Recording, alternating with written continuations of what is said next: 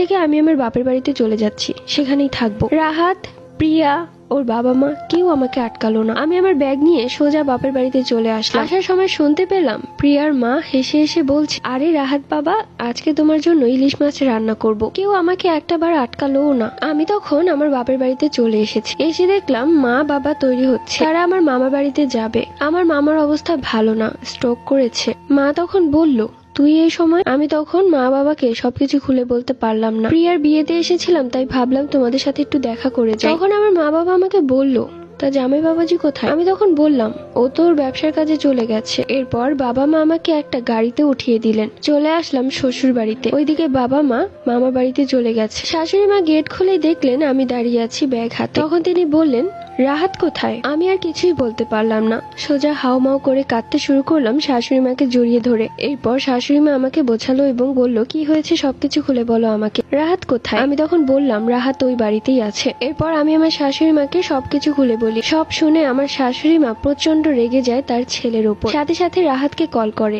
Rahat phone ধরে বলল, আরে কি হয়েছে, ফোন দিচ্ছ কেন বারবার? আমি একটা কাজে এসেছি। আমার শাশুড়ি মা প্রচন্ড রেগে গিয়ে বলল, তোর কিসের কাজ আমি বুঝি না, তুই এক্ষুনি বাড়িতে চলে আয়। রাহাত বলল, এখন আমি আসতে পারবো না, আমার আসতে কমপক্ষে 4 দিন লাগবে। এরপর ফোন কেটে দিল। শাশুড়ি মা কয়েকবার ফোন করলো কিন্তু ধরলো না। সারাদিন মনটা খারাপ ছিল আমার, খাওয়া দাওয়া সব বন্ধ করে দিয়েছি। রাহাতকে আমি আর ফোন দিচ্ছি না, কেননা ওকে ফোন দিলেও ফোন ধরবে না। ও আর আমার নেই, একদম চেঞ্জ হয়ে গেছে। একটা মানুষ কি করে এতটা পরিবর্তন হয়ে গেল আমি জানি না। অথচ কিছুদিন আগেও সেই মানুষটা আমাকে কত যত্নে ভালোবেসেছিল। রাতের বেলা আমার শ্বশুর আব্বা আসলেন। আমার শাশুড়ি মা তখন শ্বশুর আব্বাকে সবকিছু ভুলে বললেন। শ্বশুর আব্বাও তখন প্রচন্ড রেগে গেলেন আর বললেন, রাহাতকে আর এক মুহূর্ত ওই বাড়িতে থাকতে দেওয়া যাবে না। মনে হচ্ছে সুবর্ণার বান্ধবীর চরিত্র ভালো না, আমার ছেলেটাকে বশ করে ফেলবে। আমি কালই যাব ওদের বাড়িতে, আমার ছেলেটাকে নিয়ে আসবো সাথে করে। আমি একটু আশ্বাস পেলাম, যাক শ্বশুর শাশুড়ি অন্তত আমার পক্ষে আছে। পরদিন সকালবেলা আমার শ্বশুর জরুরি কাজে তার দোকানে চলে যায়। আমি তখন শাশুড়ি মাকে বারবার বলছিলাম, শ্বশুর আব্বা কি সেখানে গিয়েছে? তোমার আব্বার দরকারি একটা কাজ পড়ে গেছে,